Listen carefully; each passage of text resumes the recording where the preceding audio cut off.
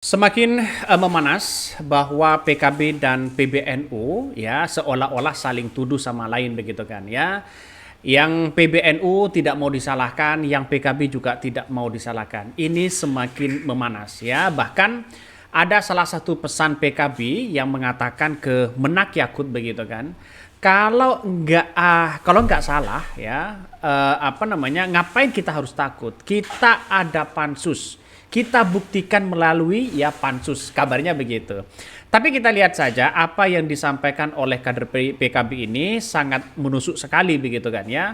Karena dengan adanya sekarang ini bahwa kabarnya bahwa ada begal politik, ada begal partai yang ingin mengkudeta Caimin. Benar gak seperti itu begitu? Seperti ini tanggapan dari kader PKB. Publik hari ini justru memberikan respon yang sangat negatif dengan mohon maaf tindakan dan juga statement dari PBNU. Kalau misalnya kita mau perhatikan bagaimana media sosial hari ini bukan hanya mengetawakan tetapi juga tidak mengerti dengan logika dan nalar yang disampaikan ya oleh PBNU, karena di tracking ini Mbak sekarang sekian tahun terakhir PBNU nyaris tidak pernah berhenti mengeluarkan berbagai statement yang kira-kira kesimpulannya mengatakan PKB bukan bagian dari NU secara kelembagaan, bahwa PKB tidak boleh mengklaim sebagai partainya NU, bahwa PKB bukan representasi NU, dan kemudian PBNU bahkan memberikan ruang yang sama dan setara kepada partai-partai lain, meskipun dalam 3 tahun terakhir itu sama sekali justru kita lihat PKB yang dipinggirkan dan dipojokin gitu. Tetapi it's okay gitu. Nah, kalau kemudian PBNU tiba-tiba masuk ke dalam gelanggang politik praktis, nah ini kan apakah tindakan itu bahkan tidak lebih sadis ketimbang politisi jalanan gitu. Ini semakin menarik begitu kan, bahwa kalau ada pesan dari PKB ya terkait dengan Menak Yakut, terkait dengan pansus haji yang selama ini sedang dikodok begitu kan ya, dikodok di DPR untuk bagaimana menemukan titik temu apakah transparansi yang dilakukan oleh Menak Yakut, apakah ada indikasi dan dugaan-dugaan. Ini baru di DPR begitu kan ya, belum lagi temuan-temuan yang ada. Tapi kita akan buktikan di pansus ini kalau semisalnya si Menak Yakut tidak khawatir, tidak takut ya, semuanya santai, ya berarti kan tidak ada apa-apa di situ begitu. Artinya apa? Artinya bahwa kalau toh pada hakikatnya perseteruan PBNU dan PKB ini belum menemukan titik temu begitu kan, maka resolusi konflik selama ini antar para ulama kiai ya gagal begitu kan. Karena PKB itu adalah NU dan NU itu adalah PKB, justru ini semakin sekarang ini ada nuansa-nuansa bersifat politis begitu kan ya. Kabarnya bahwa PKB akan diambil alih ya, PKB mau diambil alih ya, berada di naungan PBNU. Saya kira agak jauh juga begitu kan, karena ketika kita melihat dengan situasi dan kondisi hari ini bahwa kalau berada di bawah naungan PBNU, saya kira agak jauh begitu kan. Tidak mungkinlah PBNU ngurusi politik, ngurusi sosial, ya ngurusi keagamaan dan sebagainya. Saya kira tidak mungkin.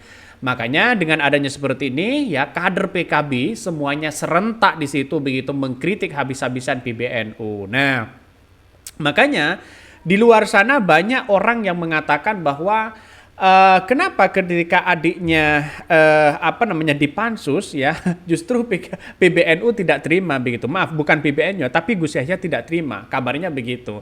Artinya ini melihat dengan hal-hal seperti itu bisa saja ada kaitannya dengan politis begitu kan. Ya kemana? Ya Gus Ipul sejak dulu begitu kan.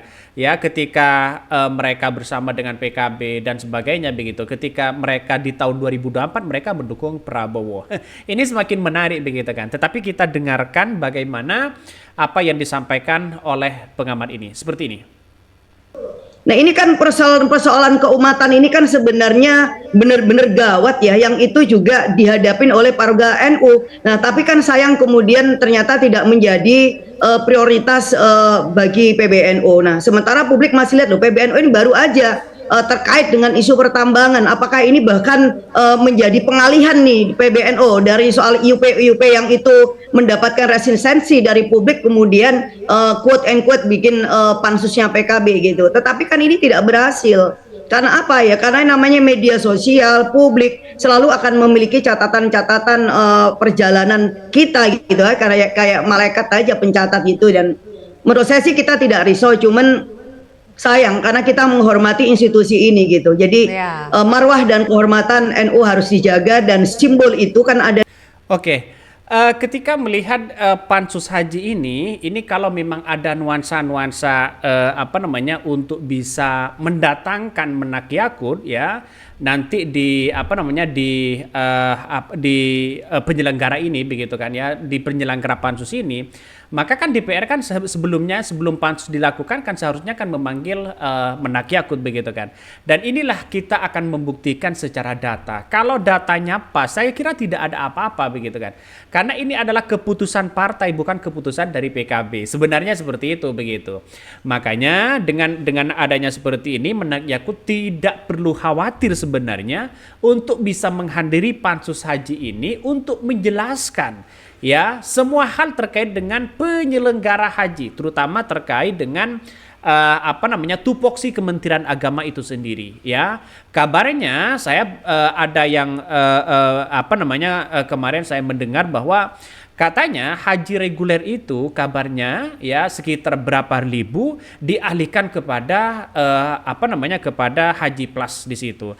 Makanya kalau ini melihat dengan secara realita begitu kan, kalau itu dilakukan maka tentu ada indikasi-indikasi ya. Satu, alasannya kenapa kok dialihkan? Bukankah orang-orang yang sudah menunggu ya bertahun-tahun, yang sudah umurnya sudah tua di situ, lalu kemudian ditunda, bagaimana tidak dosa begitu? Ini ketika melihat dengan apa yang disampaikan para pengamat ini, justru saya memandang bahwa saya kira bagus tupoksi DPR benar-benar bekerja demi rakyat begitu kan, dan juga di Kementerian Agama ya dipertanyakan juga bagaimana tupoksi mereka, apakah ada penyalahgunaan wewenang atau bagaimana. Nah inilah yang kemudian nanti akan dipanggil begitu kan ya, apalagi ya dari kader PKB ya, bahwa pandangan pansus ini adalah cerminan keputusan katanya ya, keputusan pendapat rakyat, karena apa yang dilakukan oleh DPR ini memperjuangkan hak-hak rakyat yang kemudian menjadi apa namanya menjadi satu ya, ditunda karena akibat kuota haji terbatas ya. Karena saya kira di reguler ini itu banyak begitu kan, kalau dialihkan ke apa namanya ke plus begitu kan ya, ke haji plus, saya kira wah uangnya kan semakin hanya orang-orang kaya yang menikmati itu begitu. Saya kira ini yang akan menjadi catatan penting ya. Mungkin itu yang kami sampaikan. Jangan lupa di subscribe channel YouTube dari Podcast Rakyat ini.